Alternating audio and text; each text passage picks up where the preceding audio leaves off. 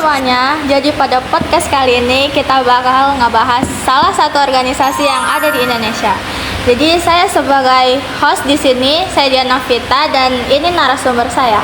Halo guys, nama aku Miftah dan aku Nisa Maharani.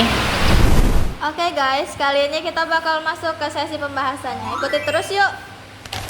Kamu tahu nggak sih kalau dulu ada organisasi yang bertahan cuma kurang dari 1 tahun, bahkan organisasinya nggak sempat dilegalisasikan. Serius? Aku pernah dengar sih. Emang latar belakangnya gimana itu kok bisa nggak jadi didirikan? Latar belakangnya ini, Indus Pakti didirikan pada 25 Desember 1912 oleh 3 serangkai yaitu Deuis Dekker, Jipto Mangunkusumo, dan Ki Hajar Dewantara. Nah, sebagai partai politik pertama yang berjuang kemerdekaan Hindia di Belanda. Oh jadi gitu. Terus tujuan didirikannya tuh apa sih?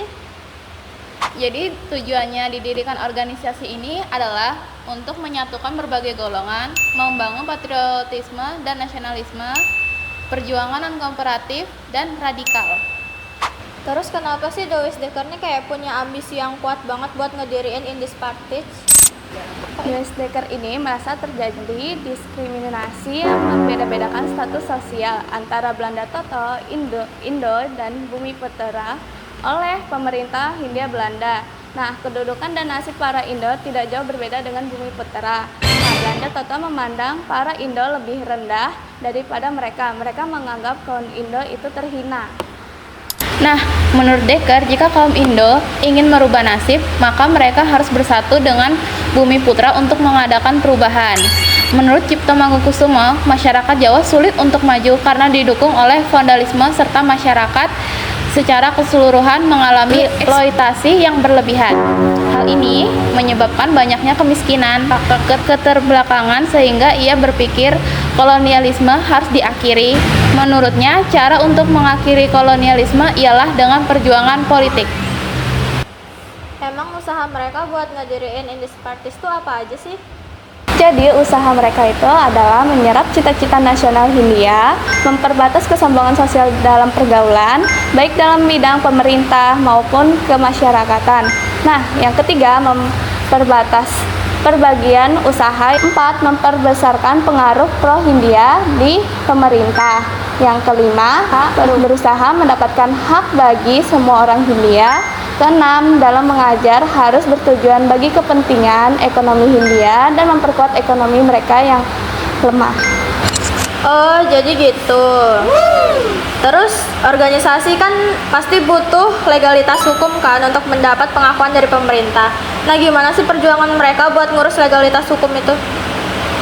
Nah, tapi sayangnya, perjuangan legalitas hukum organisasi ini terus-menerus ditolak oleh Gubernur Jenderal Hindenburg dengan mengacu pada pasal 111 Reglement atau Peraturan Pemerintah tahun 1854. Oh gitu.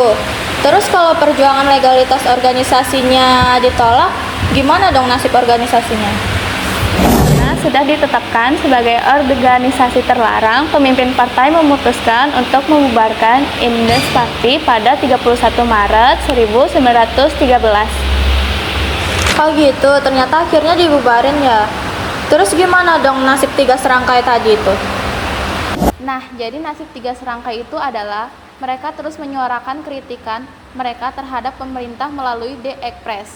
Napoleon Bonaparte di Hindia Belanda dengan menarik biaya dari rakyat, mereka membentuk Komite Bumiputra. Komite ini nantinya memberikan ucapan selamat kepada Ratu, memintanya untuk mencabut 111 RR dan segera mengadakan parlemen Hindia. Suwardi Suryaningrat membuat tulisan yang menyindir pemerintah Hindia Belanda yang berjudul Als ik as Netherlands was, atau Andai Aku Seseorang Belanda. Cipto Mangunkusumo juga menulis sebuah tulisan berjudul Kracht of Force yang berarti kekuatan atau ketakutan. Akibatnya, mereka berdua ditangkap oleh Belanda dan diasingkan. Kemudian, Dekker memprotes penangkapan kedua temannya dan menulis On the Helden, Cipto Mangunkusumo, RM Suwardi Suryaningrat, pahlawan kita Cipto Mangunkusumo dan RM Suwardi Ningrat, kegiatan komitmen yang diprakarsai oleh 3 serangkai ini dianggap berbahaya oleh pemerintah, sehingga berdasarkan pasal 48 RR Gubernur Jenderal Hindenburg menjatuhkan hukuman pengasingan pada mereka.